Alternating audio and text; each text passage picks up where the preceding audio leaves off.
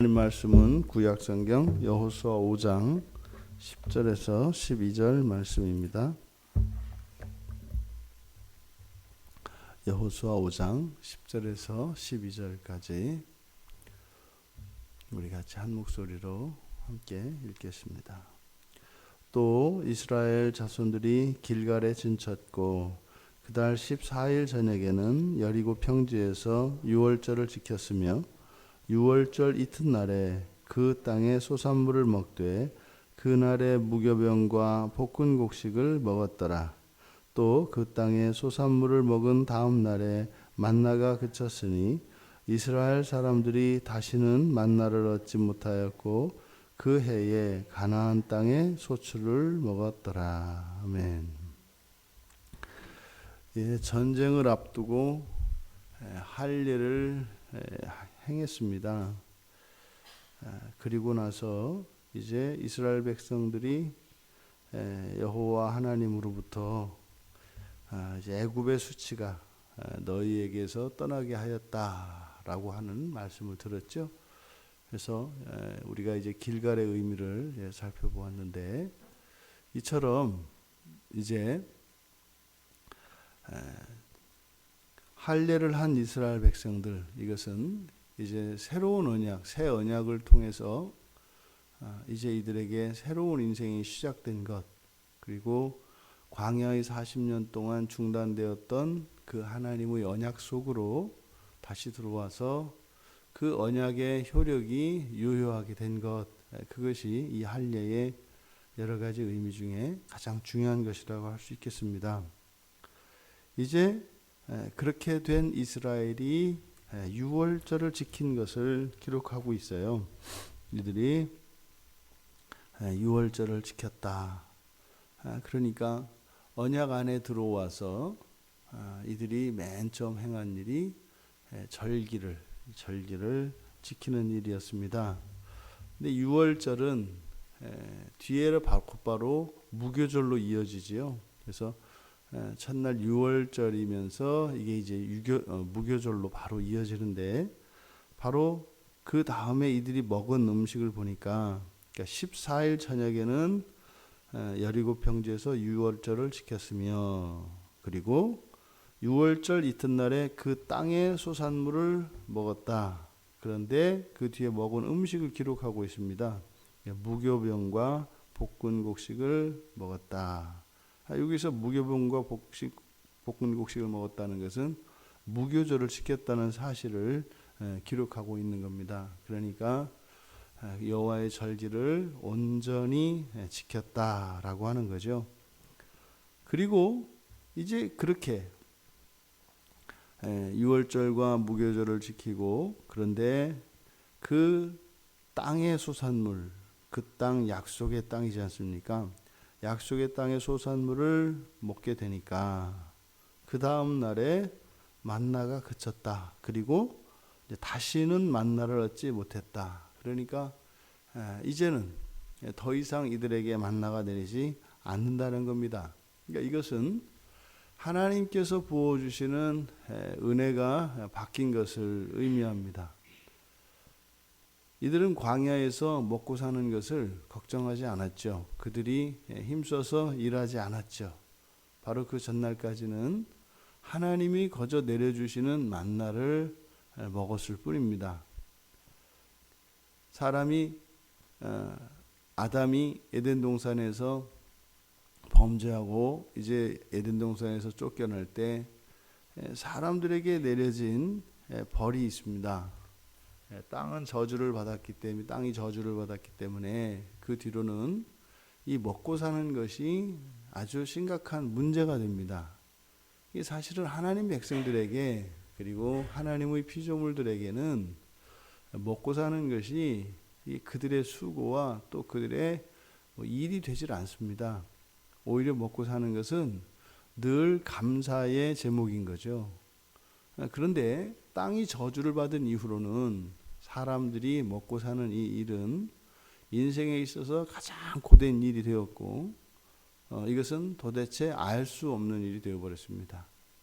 열심히 일을 해야만 하고 근데 열심히 한다 해서 되는 것이 아니라 열심히 해도 사실은 알 수 없는, 이것이 땅의 저주로 인해서 내려진 거죠.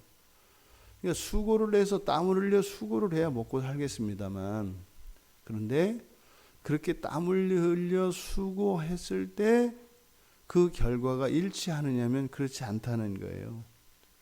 이게 사실 오늘날 일어나는 모든 전쟁과 사람들 사이의 다툼과 이게 땅의 저주에 관한 부분이죠.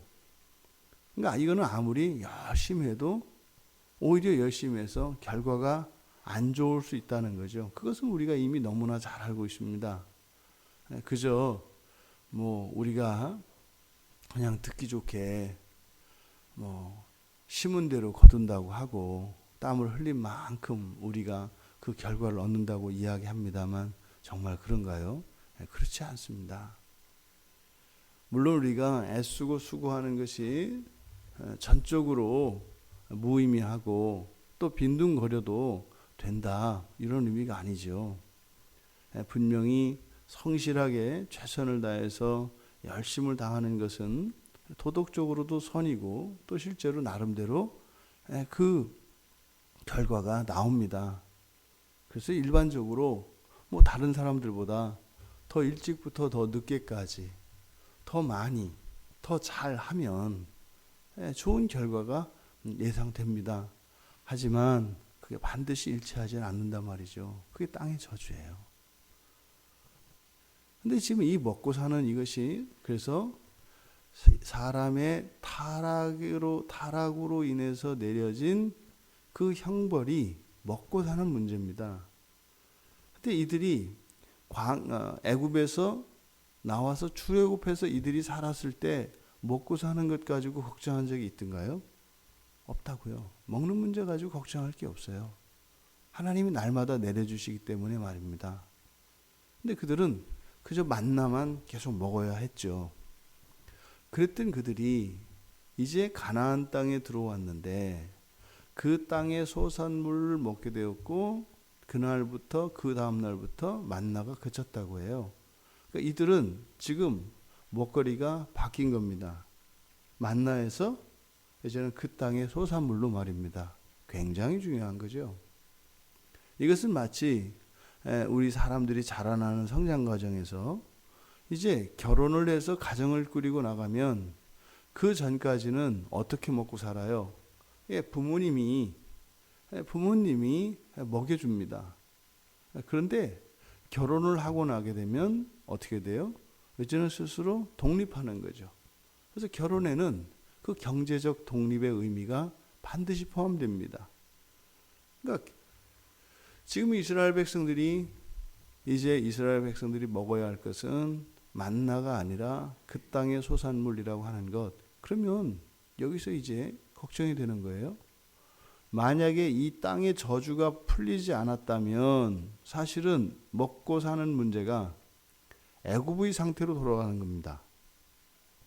애굽의 상태로 돌아가는 겁니다. 그런데 지금 여기가 어디입니까? 약속의 땅이에요. 하나님이 주시기로 하신 땅이라고요. 그럼 이 땅은 어떤 땅이겠어요? 저주가 풀린 땅이죠. 이들이 그 땅의 소산물을 먹는다고 하는 것은 저주 아래 다시 놓이게 됐다는 그런 의미가 아니라 이제는 이들은 만나가 그쳤고 그 땅의 소산물을 먹게 되었다라고 하는 것은 이제 언약 안에 살아가는 이스라엘 백성들, 이것은 구원받은 것을 의미하는데 구원받았다고 했을 때 그들에게서 맨 먼저 해결되는 것은 땅의 저주가 풀리는 겁니다. 그러면 자신들의 수고로 먹고 사는 것이 아니라 광야에서 만나를 먹었던 것처럼 원리는 하나님의 은혜로 살아가는 거예요. 그러면 만나를 먹는 것과 그 땅의 소산물을 먹는 것 사이에는 만나는 이들이 해야 되는 수고라는 것은 그저 새벽에 가서 거두면 되는 거였습니다. 심는 일이 없었다고요. 그냥 거두는 거였어요. 하나님이 주시면 그것을 먹을 만큼만 1인당 먹을 만큼만 가져다가 걷어서 먹으면 되는 겁니다. 그런데 이제 그 땅의 소출을 먹게 되면 이들이 해야 되는 일이 늘어나죠. 이제는 심어야 하고 가꾸어야 합니다.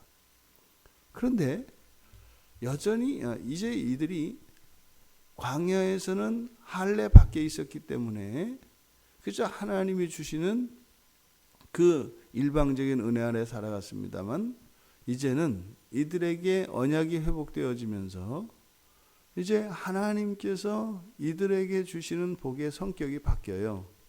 그러면 구원받고 언약이 회복되었다고 하는 이 의미, 이것은 곧 사명의 회복을 의미합니다. 그러니까 이들이 먹고 사는 일은 하나님의 은혜로 됩니다. 근데 광야에서 언약 밖에서 이들이 누렸던 하나님의 은혜와 이제 언약의 땅에서 누리는 그 하나님의 은혜는 다르다는 거예요. 먹고 사는 것에 있어서 이들이 이제는 노동을 통해서 이들이 그 열매를, 그 땅의 소출을 먹게 될 것입니다. 근데 이것은 먹고 살기 위해서 하는 것이 아니라는 겁니다. 이 부분이 구원받은 이스라엘 백성들이 넘어야 되는 첫 번째 관문입니다. 이들이 소출을 내기 위해서 씨를 심고 키우는 행위는 동일합니다. 그러니까 애굽 땅에 있을 때도 그렇게 했습니다. 지금 가나안 땅에 와서 또 그렇게 해야 됩니다. 근데 그 하는 행위는 똑같아요. 심고 가꾸는 건 말입니다. 그런데 결과가 달라요. 애굽 땅에서의 결과는 모릅니다. 열심히 심고 열심히 일을 하지만 그 결과는 알 수 없다고요. 근데 가나안 땅에서는 어떨까요? 이게 다른 겁니다. 이제 더 이상 저주가 없기 때문에 이들은 심고 가꾸는 일만 하면 됩니다. 그리고 나오는 것은 우리에게 합당한 것이기 때문에 그것을 감사하고 먹으면 됩니다. 지금 가나안 땅의 소출을 먹게 되어진 이것은 바로 이 노동에 걸려있는 이 저주가 이제는 풀리는 것을 말하죠. 그러면 노동 자체가 하나님께 드리는 예배가 되는 겁니다. 지금 여기서 이들이 유월절을 지켰고 이제 만나가 그쳤고 그 땅의 소출을 먹게 되었다고 하는 이 사실 이들이 바로 유월절 절기를 지킴으로써 하나님께 예배가 회복되어진 것을 의미하고, 그 예배가 형식으로서뿐만 아니라 예배가 회복되었다면 그들의 삶 속의 노동에도 저주가 풀려서 그 노동 자체가 하나님께 드려지는 예배가 될 것입니다. 우리는 하나님께 예배를 드립니다. 그리고 하나님은 우리들에게서 그 예배를 받으시고 우리들의 모든 저주를 풀어주십니다. 그러면 이제는 인생을 살아가는 것이 하나님을 예배하며 감사하고 기뻐하며 하나님 자녀들의 그 기쁨으로 영광을 받으시는 하나님, 이것이 인생이 되는 겁니다. 우리가 먹고 사는 문제에서 회복되지 못하면 실제적인 구원이 우리들에게는 현실적으로 와닿지 않습니다. 언제든지 이 세상의 무기는 우리들의 끼니를 가지고 우리를 끊임없이 협박하고 유혹할 것입니다. 그것이 우리들에게는 돈이죠. 물질로 나타나죠. 물질에 우리의 마음이 매이면 절대로 우리는 하나님을 온전히 예배할 수 없습니다. 우리는 늘 하나님을 이용해서 그 물질에 대한 결핍을 채우고 그 물질에 대한 우리의 욕심을 채우기 위한 수단으로 전락하게 됩니다. 그러면 예배가 더러운 예배가 되게 되어 있습니다. 이 먹는 문제, 이것은 에덴 동산에서부터 시작된 겁니다. 에덴 동산에 있었던 이들의 죄를 지은 것이 먹는 것이었습니다. 이 먹는 것은 하나님에 대한 절대적인 신뢰와 복종이 나타나는 것이고, 또 정반대로 하나님께 불순종하고 하나님을 의심하며 또 우리가 하나님으로부터 벗어나게 되는 그것이 먹는 데 달려 있다는 것입니다. 지금 유월절 절기를 지켜서 유월절 양을 먹고 또 무교절을 지킴으로써 이렇게 철저히 하나님께 순종하는 이스라엘의 모습을 통해서 하나님께서 만나를 그치고 그 땅에 소산을 먹게 한 이것은 이스라엘 백성들에게는 지금까지 살아왔던 삶과 완전히 다른 방식의 삶이 이들에게 열린 것을 의미하는 겁니다. 하지만 이 사건에 대해서 이해는 다 다를 수 있습니다. 불평하는 사람들은 광야에서 똑같은 음식만 먹는 것 때문에 불평을 했습니다. 대신 그걸 뒤집어 보면 아무런 수고도 하지 않고 그저 먹고 살 수 있다는 게 얼마나 큰 일입니까? 그렇죠? 그러니까 감사의 이유와 불평과 원망의 이유가 공존하는 겁니다. 그러면 이제 가나안 땅에 들어왔습니다. 그럼 이제 만나를 안 먹고 그 땅에 소출을 먹으니까 이제 먹고 싶었던 거 다 먹고 여러 가지 다 먹을 수 있겠네요. 그러니까 감사할 수 있지 않겠습니까? 그런데 이것도 또한 우리가 얼마든지 불평하고 원망할 수 있습니다. 왜요? 이제는 일을 해야 되네요. 여러분, 하나님께서 지금 새로운 삶을 이들에게 열어주고 계십니다. 특별히 성경에서 이 유월절을 지키는 사건은 굉장히 특별한 의미를 갖습니다. 이것이 구약에서 6번 이스라엘 백성이 유월절을 지킨 사건이 6번이 나옵니다.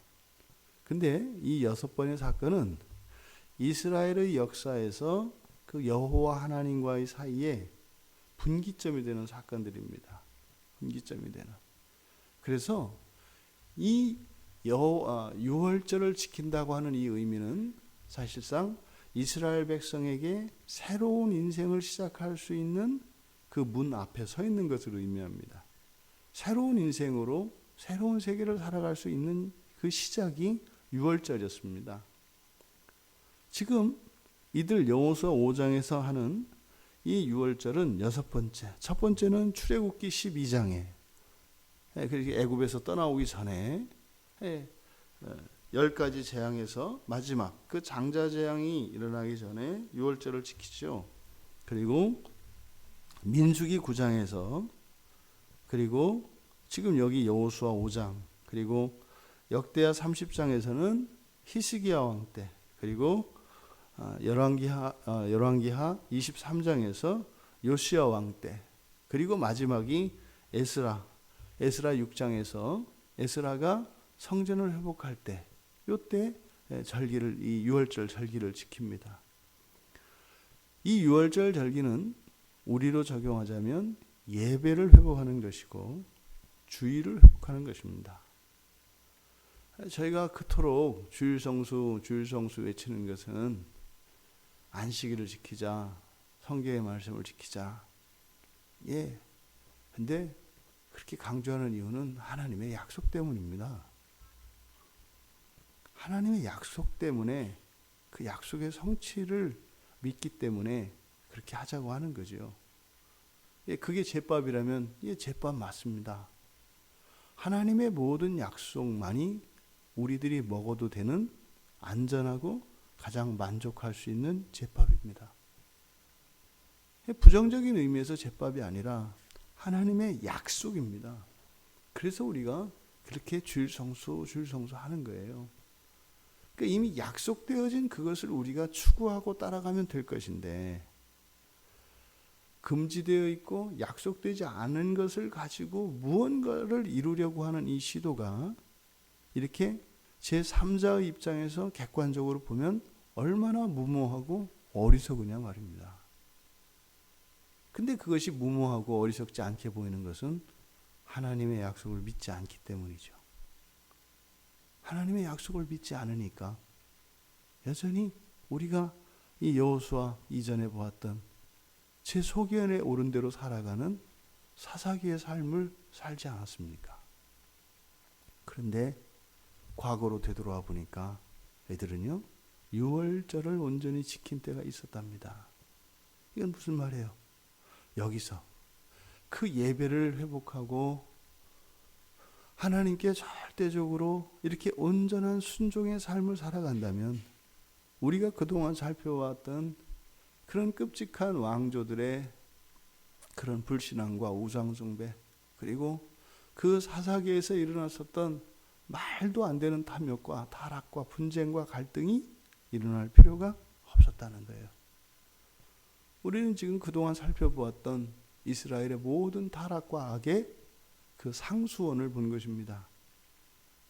이들이 여기서 유월절을 지켰던 그날부터 온전히 하나님 말씀에 순종하며 그렇게 살았더라면 에덴 동산에서 내려졌던 그 저주가 완전히 풀렸을 것이고, 살아가는 그 일이 날마다 기도하면서 하나님이 도와주세요 이렇게 살아가는 것이 아니라 감사하면서 보낼 수 있는 인생의 기회가 이들에게 있었다는 겁니다.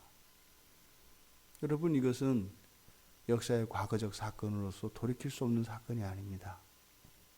오늘 우리가 우리의 예배를 회복한다면, 주의를 회복한다면, 그러면 바로 이들에게 하나님께서 주시고자 하셨던 그 새로운 언약의 삶이 우리들에게 사라지는 것입니다.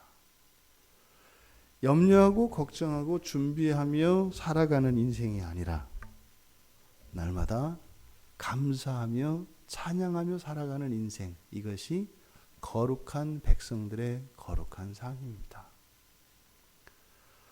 이 유월절을 지킨 이스라엘, 이제 이들이 그렇게 할례를 통해서 언약을 회복하고 그리고 언약의 백성으로서 온전한 순종을 나타내는 유월절을 지키는 이 사건을 통해서 정말 이들의 생애가 모든 저주가 풀리고 하나님의 은총과 하나님의 은혜로 살아가는 복된 이스라엘이 되었으면 좋겠습니다. 이들은 이루지 못했습니다. 하지만 우리들은 이 말씀을 통해서 우리가 그렇게 회복될 수 있기를 바랍니다. 그래서 걱정하고 염려하며 애를 쓰면서 사는 인생이 아니라 날마다 감사가 커가는 그리스도인들 다 되시기를 주님의 이름으로 축원합니다. 하나님 아버지, 이들이 그 땅에 들어가 유월절을 지킨 이 의미가 무엇인지 저희들에게 깨닫게 하여 주셨습니다.